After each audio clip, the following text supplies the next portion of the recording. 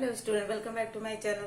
तो देखो, जैसा कि उसमें पॉलिन ग्रेन के बारे में पढ़ा गया था, पॉलिन ग्रेन में क्या हुआ था, वहाँ पे 2 सेल स्टेज और 3 सेल स्टेज का फॉर्मेशन हो गया था। ठीक है, क्योंकि 2 सेल स्टेज का फॉर्मेशन अगर देखा जाए तो 40% एंजियोस्पर्मी प्लांट है, वो 2 कोश की अवस्था में पॉलिन ग्रेन आपका झड़ता है और झड़ने के बाद कहाँ आपके मादा के स्टिग्मा के ऊपर लाइन करता है। और जबकि 60% आपको देखा जाएगा 3 सेल स्टेज में था ये, और जबकि 60% एंजियोस्पर्म प्लांट में देखा जाएगा तो 2 सेल स्टेज पे वो बाहर निकलता है और मादा के स्टिग्मा पर लैंड करता है। 3 सेल स्टेज वाला वो क्या था, वो 40% में था और 2 सेल स्टेज वाला आपका 60% में था। आगे देखा जाएगा पॉलिन ग्रेन के बारे में, तो 2-4 लाइन और बस आपका बचा इसमें, उसके बाद से पॉलिन ग्रेन आपका समाप्त हो जाएगा। उसके बाद हम जस्ट फीमेल सेक्स बारे में पढ़ा जाएगा। तो थोड़ा सा 1-2 टॉपिक है उसको देख लिया जाए पॉलिन ग्रेन के बारे में, आखिर उसकी क्या एडवांटेज और डिसएडवांटेज है, 1-2 पॉइंट्स है। ठीक है, तो पॉलिन ग्रेन में देखा जाएगा तो इम्पोर्टेड वीट का मतलब भारत मंगाई गई एक गेहूं जिसका नाम था पार्थेनियम। ठीक है, पार्थेनियम, जिसे कैरेट ग्रास, कौन सा कैरेट ग्रास, जब इसे लाया गया था भारत में तो ये पूरा यूनिवर्सल हो गई थी। यूनिवर्सल मतलब सर्वव्यापक हो गई थी, पूरी फैल गई थी ये। ठीक है ना, और ये क्या करने लगी, ये डिजीज काज करने लगी आपके पॉलिन ग्रेन में। ठीक है, और ये काज की क्या, आपकी डिजीज काज करने लगी, डिजीज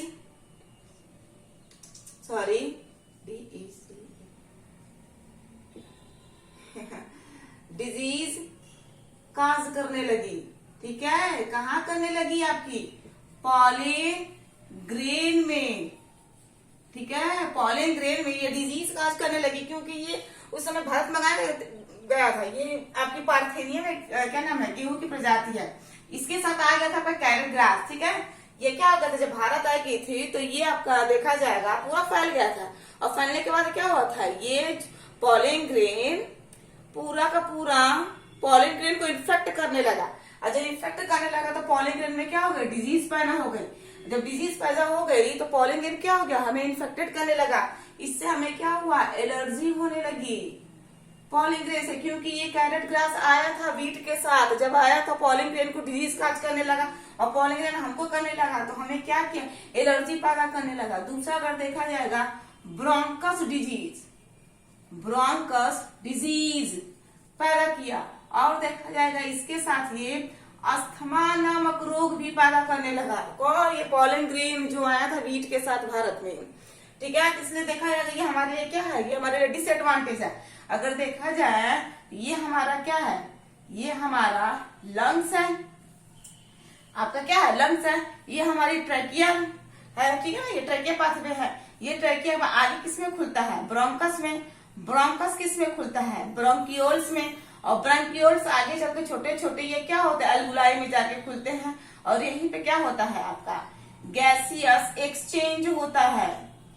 ठीक है ना, गैसियस एक्सचेंज होता है, मतलब O2 लेते हैं और क्या निकालते हैं, CO2। तो ये आपका जो रिस्पायरेटरी ट्रैक है, ये जो ब्रोंकिया है, यहीं पे ये इन्फेक्शन पैदा करने लगा। इन्फेक्शन पैदा करने की वजह से क्या हो गया, हमें सांस लेने में दिक्कत होने लगी। जब सांस लेने में दिक्कत होने लगी तो हमें ब्रोंकस डिजीज हो गया, साथ में हमें क्या हो गया, अस्थमा हो गया। भाई प्रॉपर रूप से आपका ऑक्सीजन यहाँ तक पहुंचेगा नहीं, तब तक आप सांस कैसे लेंगे। कोरोना काल में देखिए बहुत सारे लोग आपके सांस से ही मर रहे थे। क्यों मर रहे थे भाई, आपका एल्वुलाई था, एल्वुलाई में गैसों का एक्सचेंज नहीं हो पा रहा था। गैस का एक्सचेंज का मतलब प्रॉपर रूप से आपका जो O2 था आपके एल्वुलाई तक नहीं पहुंच पाया था, और एल्वुलाई तक न पहुंच पाने के कारण क्या हो रहा था, सांस लेने में तकलीफ हो रही थी, जिससे बहुत सारे लोगों की मृत्यु हो रही थी। तो ये हमारे लंग्स का सबसे मेन प्रॉपर फंक्शन यही है, एल्वुलाई। ये एल्वुलाई होते कहाँ जाता है, ऑक्सीजन हमारे सेल्स में जाता है। ठीक है ना, सपोज दैट मान लो ये एल्वुलाई है, एल्वुलाई के अंदर क्या है, सब सेल्स है। ये सेल्स तक हमारा ऑक्सीजन जाता है, और सेल्स में क्या होता है भाई, आपको ग्लूकोज होता है C6H12O6, इसके साथ आपका मिलेगा कौन, ऑक्सीजन। जब ऑक्सीजन मिलेगा तो ये टूटेगा, किसमें टूटेगा, आपका CO2 में टूटेगा, प्लस आपका O2 में टूटेगा। आपके साथ क्या मिलेगा, इसके साथ साथ आपको ऊर्जा मिलेगी, एनर्जी मिलेगी। तो देखो ये जब O2 इसके साथ जुड़ा था, आपका इसके साथ, इस ग्लूकोज के साथ जुड़ा था, तभी तो आपका CO2 बना, तभी तो आपका H2O बना। तो ये H2O बॉडी में रह गया, ऊर्जा हमें बॉडी को मिल गई, और प्लस क्या बच जा रहा है, यहाँ पे CO2 बच जा रहा है। तो यही CO2 इसी सेल्स से होते हैं, इसी एल्वुलाई से होते हैं, इसी ब्रोंकस ब्रोंकियोल से होते हैं, इसी ट्रैकिया से होते हैं। हम क्या निकाल देते हैं बाहर, यानी कि जिस रास्ते से हम O2 लेते हैं उसी रास्ते से हम CO2 निकालते हैं ना। ये आपका 11th का चैप्टर है, रिस्पायरेटरी आपका एक चैप्टर है। उस रिस्पायरेटरी सिस्टम में आपको केवल लंग्स के बारे में पढ़ने को मिलेगा। ये 11th का पार्ट है, ठीक है ना। बस हम यहाँ पे ये चीज डिफाइन करने के लिए बता दें कि ब्रोंकल डिजीज कहाँ होता है। तो ये हमारा जो नली है, इसी नली में इन्फेक्शन होता है, और इन्फेक्शन हो जाने की वजह से क्या होता है, आपका प्रॉपर रूप से ऑक्सीजन आपके लंग्स तक नहीं पहुंच पाता, जिसके कारण आपको क्या होती है, ब्रोंकल डिजीज होती है, और साथ में आपको अस्थमा हो जाती है, जिसे हम दमा कहते हैं। क्या कहते हैं, दमा। सांस लेने में दिक्कत होती है। इनहेलर आती है, इनहेलर के बाद अकॉर्डिंग क्या करते हैं, हम सांस लेते हैं, ठीक है। अब देखो, ये देखो, इसके 2 पॉइंट हो गए। थोड़ा सा 2 पॉलन ग्रेन के बारे में हम चल रहे हैं, डिजीज काज करने का। अब देखा जाएगा, ये आपका पॉलन ग्रेन जो है, ये आपका पॉलन ग्रेन देखा जाएगा, पॉलन रिच न्यूट्रिएंट्स होता है। पॉलन ग्रेन आपका क्या होता है, रिच न्यूट्रिएंट्स होता है। रिच न्यूट्रिएंट्स मतलब अगर देखा जाएगा भरपूर मात्रा में इसके अंदर पोषक पदार्थ भरे होते हैं। किसके अंदर, इस पॉलन ग्रेन के अंदर। इसलिए आज के समय में क्या हो रहा है, इस पॉलन ग्रेन से हम इस पॉलन ग्रेन को हम टेबलेट और सिरप के रूप में इस्तेमाल कर रहे हैं। किसका, इस पॉलन ग्रेन का, ठीक है। यानी कि अभी के रूप में क्या हो गया, फैशन हो गया पॉलन ग्रेन को टेबलेट के रूप में लेना और सिरप के रूप में लेना, ठीक है। ये अगर आप टेबलेट ले लेंगे, अगर आप सिरप ले लेंगे, तो इससे आपको क्या होगी, आपके बॉडी में एनर्जी बनी रहेगी, और बॉडी में जब एनर्जी बनी रहेगी तो आप खाना पानी कुछ खाएंगे पिएंगे नहीं। मतलब अगर देखा जाएगा भोजन करने से बढ़िया ये क्या है, ये फैशन जो चल रहा है, ये पॉलन ग्रेन की वजह से चल रहा है। लोग टेबलेट ले रहे हैं, लोग टेबलेट सिरप ले रहे हैं, जिससे बॉडी में आपकी एनर्जी बढ़ी रह रही है। तो ये क्या है, एक तरह से आपका एडवांटेज ही है। मतलब अभी के समय में लोग इसका ज्यादा यूज कर रहे हैं। इसका पॉलन ग्रेन का जो टेबलेट बाजारों में उपलब्ध है, जो बाजारों में सिरप उपलब्ध है। वेस्टर्न कंट्रीज में अगर देखा जाए तो वेस्टर्न कंट्रीज में ये टैबलेट, ये जो आपका टैबलेट और आपका सिरप क्या है, बाजारों में उपलब्ध है, और लोग जाकर खरीद रहे हैं। खरीदेंगे तो भाई आपका क्या होगा, एनर्जी मिलेगी। सबसे बढ़िया अगर एग्जाम्पल इसका देखा जाएगा तो इस पॉलन ग्रेन का जो टैबलेट और सिरप के रूप में जो मार्केट में अवेलेबल है, एथलीट्स भी इसे लेते हैं। एथलीट्स का मतलब जो आपके रेस हॉर्सेस यानी कि जो क्या नाम है, रेस हॉर्सेस जानते हैं ना, ये जो रेसलिंग क्या नाम है, घोड़ा चलाने, घुड़सवारी जो होते हैं, वो भी क्या करते हैं, इसका यूज करते हैं। किसका, इस पॉलन ग्रेन से बने टेबलेट और सिरप का। इससे क्या होती है, उनकी परफॉर्मेंस जो होती है वो अच्छी हो जाती है, ठीक है। यानी कि अगर देखा जाए तो पॉलन ग्रेन से बनी टैबलेट और सिरप, ठीक है ना, को सिरप को अगर देखा जाए, क्या है इसमें थोड़ा सा मिसप्रिंटिंग हो रहा है इसमें। सिरप को अगर देखा जाए थोड़ा क्या एथलीट्स टैबलेट सिरप, ठीक है ना, रेस हॉर्सेस, ठीक है ना, रेस हॉर्सेस। पॉलन ग्रेन से बनी टैबलेट और सिरप को रेस हॉर्सेस लेते हैं। इससे इनकी परफॉर्मेंस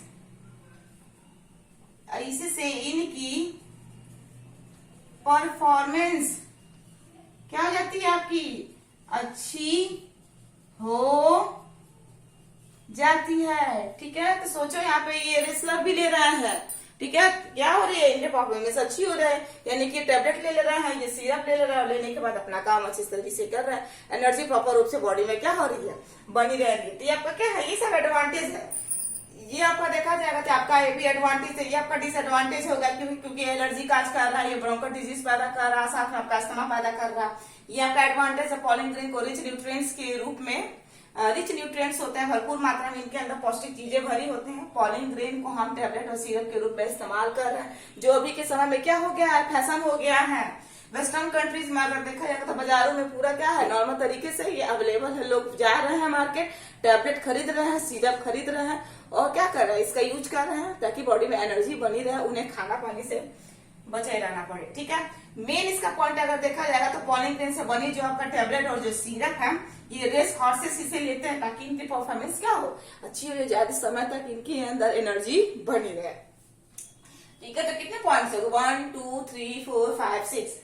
एक और इसकी वाइबिलिटी देखा जाए। ठीक है, यहाँ पे इसको हम मिटा देते हैं। ठीक है ना, इसकी अगर वाइबिलिटी देखा जाए, पॉलिन ग्रेन का वाइबिलिटी, तो पॉलिन ग्रेन का अगर वाइबिलिटी देखा जाए तो सारे पौधों में क्या होता है, अलग अलग होता है। जैसा अगर देखा जाएगा व्हीट हो गया, आपका राइस हो गया, आपका मेज हो गया। ठीक है ना, वाइबिलिटी अगर देखा जाए इनका, वाइबिलिटी अगर देखा जाए तो आपका व्हीट हो गया, आपका राइस हो गया, आपका मेज जिसे हम मक्का कहते हैं, मेज, इनमें की जिसको जो वाइबिलिटी होती है मात्र 30 मिनट्स की होती है। 30 मिनट्स का मतलब क्या है कि ये जब लैंड करेगा स्टिग्मा के ऊपर, कौन, पॉलिन ग्रेन, तो 30 मिनट से ज्यादा ये जिंदा नहीं रहेगा। 30 मिनट के बाद ये क्या होता है, मर जाता है। इसलिए क्या होता है, वायु पराग यानी कि एयर पॉलिनेशन के थ्रू अगर देखा जाए तो एयर पॉलिनेशन करने वाले जो पौधे होते हैं अत्यधिक मात्रा में अगर देखा जाए बहुत सारे पॉलिन को क्या करते हैं, इन्वायरमेंट में छोड़ देते हैं। इससे क्या होता है, इससे भरपूर मात्रा में जो पॉलिन को इन्वायरमेंट में छोड़ा गया है वो सारे के सारे इन्वायरमेंट से क्या हो गया भाई, मादा के स्टिग्मा पर लैंड करेगा, जाहिर सी बात। तो ये जो एयर पॉलिनेशन वाले जो पॉलिन ग्रेन होते हैं वो हल्के होते हैं, भारी नहीं होते हैं, हल्के होते हैं, चिपचिपे होते हैं, ताकि क्या हो, आराम से मादा के स्टिग्मा पर लैंड करे और लैंड करने के बाद क्या हो, वहां पे उसका फर्टिलाइजेशन हो। एक नहीं जाएगा तो 2 जाएगा, ज्यादा है ना, तो ज्यादा मतलब 3 4 5 जितना चाहे उतना लैंड करेगा यहाँ पे, क्योंकि भरपूर मात्रा में उनके अंदर पॉलिन ग्रेन बन रही है। किनके अंदर, जो एयर पोलिनेशन करने वाले पौधे हैं, ज्यादा परागकण बन रहा है, उनमें देखा जाएगा उनका भार भी कम है, उनमें देखा जाएगा वो क्या होते हैं, चिपचिपी होते हैं स्वभाव में। तो अगर क्या होगा, जब भारी मात्रा में बनेगा, अत्यधिक मात्रा में संख्या में बनेगा, तो एक अगर खत्म हो गया तो दूसरा रहेगा, दूसरा खत्म होगा तो तीसरा, कोई ऐसा होगा ना जिसके अंदर से पॉलिन ट्यूब निकलेगा। ठीक है, तो 1 2 क्या होता है, सक्सेस जो होती है। बस याद रखिएगा 30 मिनट तक इनकी वाइबिलिटी होती है। व्हीट में, राइस में, मेज में, या अगर देखा जाएगा नीट के पर्पज से ये भी क्या होता है, एग्जाम में पूछ देता कि ऐसे कौन से आपके पौधे हैं जिनमें पॉलिन ग्रेन की वाइबिलिटी 30 मिनट तक होती है। तो आप याद रखिएगा व्हीट हो गया, आपका राइस हो गया और आपका मेज, इन तीनों के अलावा आपका कोई नहीं होता है। ठीक है, और देखा जाएगा किसमें सबसे ज्यादा होता है, तो सोलानिएसी,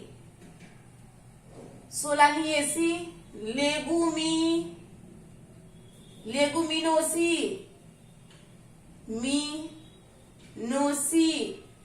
ठीक है, एक और है आपका रोजेसिएसी। इसमें जो इनकी वाइबिलिटी होती है, इनमें इनकी जो वाइबिलिटी होती है आपका महीनों दिनों तक बनी होती है। अगर एक बार ये स्टिग्मा के ऊपर लैंड कर गया तो 1 महीना, 2 महीना, 3 महीने तक ये क्या होते हैं, वहीं पे ये रहते हैं, जब तक इनके अंदर से पॉलिन ट्यूब नहीं निकलता। याद रखिएगा, अगर देखा जाए तो आधे घंटे में अगर देखा जाएगा, अगर मान लो पॉलिन ट्यूब अगर आप सही तरीके से अगर देखना चाहे माइक्रोस्कोप में, तो आधे घंटे में क्या होता है, 1 सेंटीमीटर तक पॉलिन ट्यूब निकल जाती है पॉलिन ग्रेन के अंदर से। आधे घंटे में 30 मिनट के अंदर 1 सेंटीमीटर की क्या हो जाएगी, पॉलिन ग्रेन निकल जाएगी। इनमें क्या हो रहा है, महीनों 2 दिन तक ये क्या हो रही है, जिंदा रह रही है। तो ये आपका देखा जाएगा, ये क्या है आपका, एक तरह से देखा जाएगा ये आपका एडवांटेज ही है। 30 मिनट तक किसी में जिंदा रह रहे हैं और किसी में अगर देखा जाए तो महीनों दिनों तक बने रह रहे। तो आपका यहाँ पे पॉलिन ग्रेन क्या हो गया, समाप्त हो गया। तो इस चैप्टर में हम लोग स्टार्टिंग कहाँ से किए थे, फ्लावर के बारे में पढ़ लिए। सेपल है, पेटल है, एंड्रोसियम है, गैनोसियम है। फ्लावर को बताया गया था कि फ्लावर आपके लिए है नहीं, फ्लावर आपके इंसेक्ट्स के लिए है, फ्लावर आपके एनिमल्स के लिए है। ठीक है, ताकि क्या हो, आराम से पॉलिनेशन की क्रिया उनके अंदर हो। बाकी तो फ्लावर है नहीं, क्योंकि फ्लावर को हम सामाजिक रूप में कि किसी को भेंट के रूप में, किसी की मृत्यु हो जाए वहां पे अगर कोई चीज हम सजावट के रूप में भी इसका क्या कर रहे हैं, इस्तेमाल करें बाकी। और फ्लावर का कोई काम हमारे लिए मेन है ही नहीं। फ्लावर क्या है, आपका एक सेक्सुअल पार्ट है, ताकि क्या है वो अपने रंग से, गंध से कीटों को आकर्षित करे और आकर्षण के फलस्वरूप क्या पॉलिनेशन की क्रिया आगे बढ़े। तभी तो आने वाले समय में आपको एक फल मिलेगा। फल में क्या होगा, बीज होगा, फिर इसी बीज से क्या होगा, फिर इस बीज को आप मिट्टी में लगा दो, मिट्टी से क्या होगा, कुछ समय बाद यही मिट्टी से बीज आपका अंकुरित हो एक नया सा प्लांट डेवलप करेगा। क्या होता है, ये सर्कल चलता रहेगा। दूसरा क्या था आपका फ्लावर के बारे में, मेल गैमेट फॉर्मेशन था। तो चैप्टर का मैप में क्या था, पहला आपका फ्लावर था, दूसरा टॉपिक क्या था आपका मेल के बारे में पढ़ना था। तो मेल के बारे में हम लोग ने स्टामेन पढ़ लिया है। स्टामेन पढ़े ना भाई, यही ना था आपका आगे का भाग। ये क्या है, ये सब के सब क्या है आपके स्टामेन। स्टामेन के हम ग्रुप को एंड्रोसियम के नाम से जानते हैं। एक स्टामेन को उठाकर हमने अच्छे से स्टडी कर दिया। इसी स्टामेन के अंदर क्या था आपका एंथर था, और इसी एंथर के अंदर आपका क्या बना था, पॉलन ग्रेन। और पॉलन ग्रेन कितने स्टेज पे निकला था, थ्रू सेल्ड स्टेज पे निकला था ना। और किसी में किस में निकला था, 3 सेल्ड स्टेज पे ये बाहर निकल गया था। किसी में 2 पे निकला था, किसी में किस में निकला था आपका 3 में निकल गया था। तो ये आपका पॉलन ग्रेन का फॉर्मेशन हो गया। तो ये जो आपका पूरा हिस्सा है इसे हम मेल सेक्स ऑर्गन कहते हैं। Male sex organ, male sex organ कौन है आपका, स्टामेन है। ठीक है, तो मेल सेक्स ऑर्गन स्टामेन के बारे में हम लोग ने पूरा पढ़ लिया। तो फ्लावर को हम साइड कर देंगे, उसके बाद से मेल पार्ट को हम लोगों ने पढ़ लिया। मेल गैमेट बन क्या है उसको हम किनारे। अब हम फीमेल पढ़ेंगे। जब फीमेल पढ़ लेंगे तो मेल और फीमेल को क्या कर देंगे भाई, फर्टिलाइज कर देंगे, तो पॉलिनेशन की क्रिया हो जाएगी। ठीक है, फीमेल जब हम लोग पढ़ लेंगे तो इस चैप्टर का 50% पोर्सन आपका ऐसे ही खत्म है। फ्लावर खत्म है, मेल खत्म है, फीमेल खत्म। जब मेल फीमेल पढ़ लेंगे तो बचाएगा ही क्या है आपका, बस फर्टिलाइजेशन ही बचेगा, जायगोट बचेगा और एम्ब्रियो। उसके बाद से चैप्टर आपका ऑटोमेटिक समाप्त है। ठीक है, तो ये आपका क्या हो गया, मेल सेक्स ऑर्गन आपका समाप्त हो गया। अब हम स्टार्ट करेंगे फीमेल सेक्स ऑर्गन। ठीक है, और फीमेल सेक्स ऑर्गन हम देखेंगे कि आखिर फीमेल के कौन कौन से पार्ट होते हैं। ठीक है, ये आपका मेल सेक्स ऑर्गन है। अब हम देखेंगे female sex organ. Female sex organ देखो, फीमेल सेक्स ऑर्गन में देखो क्या होगा, ये आपका हो गया। ये आपका क्या होगा, ये आपका स्टिग्मा है। ठीक है, ये आपका क्या है, ये आपका स्टाइल है। ये आपका क्या है, ये आपका ओवरी है। यही ना ओवरी है, ओवरी को हम क्या कहते हैं, एंडासन। यही ओवरी इन फ्यूचर क्या होगा, किसका डेवलप करेगा, आपका फ्रूट, फ्यूचर फ्रूट है। ठीक है, ये आपको फ्रूट देगा तभी तो आप खाएंगे। इस ओवरी के अंदर क्या होता है आपका, लोक्यूल होता है। ये जो खाली स्पेस जो बचा है ये आपका लोक्यूल होता है। लोक्यूल के अंदर क्या होता है आपका, ओव्यूल होता है। यही ओव्यूल को हम कहते हैं विजांड। और ये विजांड आगे चलकर किसमें बदलेगा आपका, सीड, फल बनेगा तो उसके अंदर बीज भी तो बनेगा। इसलिए ये क्या है आपका एंजियोस्पर्मिक प्लांट है ना, एंजियोस्पर्मिक प्लांट इसे कहते हैं, एंजियोस्पर्मिक प्लांट। ठीक है, और इसे हम क्या कहते हैं, ओव्यूल को मेगा स्पोरेंजियम भी कहते हैं। मेगा स्पोरेंजियम भी कहा जाता है किसको, ओव्यूल को। ओव्यूल को अलग से हम पढ़ेंगे। ठीक है, ये जो इसकी एक लंबी डंठल है इसे फ्यूनिकिल कहा जाता है। क्या कहेंगे, फ्यूनिकिल ब्रिंथ है। ये जिससे अटैच है ये वाला हिस्सा, इसको हम प्लासेंटा कहेंगे। क्या कहेंगे, प्लासेंटा, यानी कि अपरा है भाई, अपरा जरूरी है प्लासेंटा। हम फीमेल्स में भी क्या होते हैं, अपरा होते हैं। प्लासेंटा से ये क्या होता है, बच्चा का कनेक्शन वहां से जुड़ा होता है। जब बच्चा हो जाता है तो क्या किया जाता है, ये जो प्लासेंटा होता है उसको काट दिया जाता है। काटने के बाद बच्चे और माँ का कनेक्शन कट जाता है, जिसे हम नाड़ी कहते हैं। ठीक है, अब देखो अब क्या हो रहा है, ये हमारा ओवरी किस पे बैठा होता है भाई, यही ना है जिसे हम क्या कहते हैं, थाइलमस कहते हैं। थैलेमस का मतलब क्या होता है, पुष्पासन। पुष्प के बैठने के आसन को ही हम पुष्पासन कहते हैं। ठीक है, तो फीमेल सेक्स का ऑर्गन का डायग्राम पूछता है कि एक पूर्ण रूप से आप फीमेल सेक्स ऑर्गन को डायग्रामेटिक तरीके से इसको एक्सप्लेन करिए। तो आप ऐसे ही बना देंगे, स्टिग्मा बना देंगे, स्टाइल दिखा देंगे, ओवरी दिखा देंगे। ओवरी आने वाले समय में फ्रूट का फॉर्मेशन करेगी। ये आपका लोक्यूल है। लोक्यूल के अंदर क्या होता है आपका, अंदर गोल सा जो संरचना होती है उसे हम विजांड कहते हैं। क्या कहेंगे, विजांड कहेंगे। इसे हम मेगा स्पोरेंजियम भी कहेंगे। ये जो हिस्सा नीचे वाला होता है फ्यूनिकल जिससे जुड़ा होता है, इसे हम प्लासेंटा कहते हैं। प्लासेंटा के ऊपर की जो नली होती है उसे हम क्या कहते हैं, फ्यूनिकल कहते हैं। यानी कि आपका ओव्यूल, ठीक है, आपका ये जो फ्यूनिकल है, फ्यूनिकल ओव्यूल और प्लासेंटा से क्या हुआ है, जुड़ा हुआ है। तो ये आपका क्या हो गया, आपका ये फीमेल सेक्स ऑर्गन हो गया। इस फीमेल सेक्स ऑर्गन में देखा जाएगा तो कितनी आपको ओवरी दिख रही है, एक। देखो कुछ कुछ पौधे ऐसे होते हैं जिनमें केवल एक ओवरी होता है, ठीक है। तो जिनमें एक ओवरी होता है उसे हम मोनोकार्पेलरी के नाम से जानते हैं, एक ओवरी। सपोज इट क्या है, ये सिंपल है, जिसे हम क्या कह सकते हैं, मोनोकार्पेलरी कह सकते हैं कि नहीं, इसको हम मोनोकार्पेलरी कह सकते हैं, ठीक है। इसे हम क्या कह सकते हैं, ऊपर यहाँ पे मान लो ये पूरा इसका है मोनोकार्पेलरी कह सकते हैं ना। मोनोकार्पेलरी इसमें क्या होता है, एक ओवरी यानी कि एक पिस्टल प्रेजेंट हो।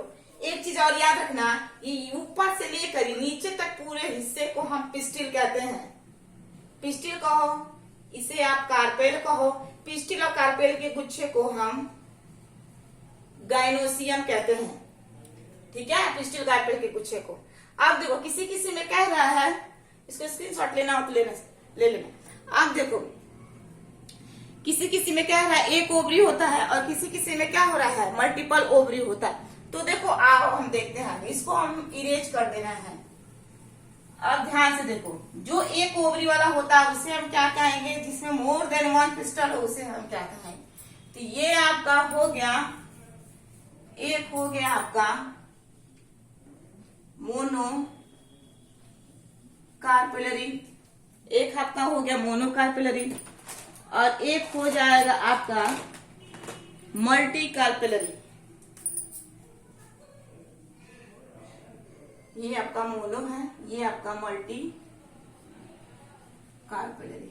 मोनो कार्पेलरी में आपका क्या होगा, वन ओवरी प्रेजेंट, यानी कि वन पिस्टिल प्रेजेंट, एक पिस्टिल, यहां पे लिख सकते हैं वन पिस्टिल प्रेजेंट, यानी कि वन पिस्टिल में क्या है, एक ओवरी है। इसमें क्या है, more than one pistil present, एक से अधिक पिस्टिल क्या है यहाँ पे प्रेजेंट है, ठीक है। तो एक जो प्रेजेंट है सिंपल रूप से वो आपका क्या होगा, मोनोकार्पेलरी होगा। मल्टी कार्पेलरी में दो आ जाते हैं, एक आपका हो जाता है सिंकार्पस, एक हो जाता है आपका एपोकार्पस, ठीक है। सिंकार्पस में अगर देखा जाएगा, इनका जो कार्पेल होता है या इनका जो पिस्टिल होता है वो क्या होते हैं, फ्यूज जो होते हैं, और इनमें इनका जो कार्पेल होता है, इनमें इनका जो पिस्टिल होता है वो कैसे होते हैं, फ्री होते हैं। इनमें क्या होता है, फ्यूज। सबसे बढ़िया एग्जाम्पल है इसमें हिबिस्कस का, ठीक है। या एक और इसका एग्जाम्पल है पैपेवर सोमनी फेरस। इसमें सबसे बढ़िया इसका एग्जाम्पल देखा जाए तो माइकेलिया का है, माइकेलिया का है। हिबिस्कस को हम चाइना रूज भी कहते हैं, चाइना रूज इसी को ही कहते हैं। हिबिस्कस का अगर डायग्राम देखा जाए तो इस तरह होता है ना भाई, है कि नहीं है, ये हिबिस्कस है ना, नीचे एक ओवरी में खुल रहा है। मतलब अगर देखा जाए इनमें इनके कार्पेल क्या है, फ्यूज। देखो 1 2 3 4 5, ये चारों के पांचों क्या हो रहा है, फ्यूज। फ्यूज होने के बाद एक ओवरी में खुल रहा है। पेपर अगर सोमनीफेरस का अगर देखा जाए तो यहाँ पे देखो, यहाँ पर अगर देखा जाए देखो कितना है, 5 है ना, पांचों कहाँ खुल रहे हैं, एक नीचे ओवरी के अंदर। ये पेपर सोमनीफेरस का एग्जाम्पल, ये आपका हिबिस्कस है, ठीक है। तो ये क्या है, सारी के सारे स्टिंग, अरे भाई 1 2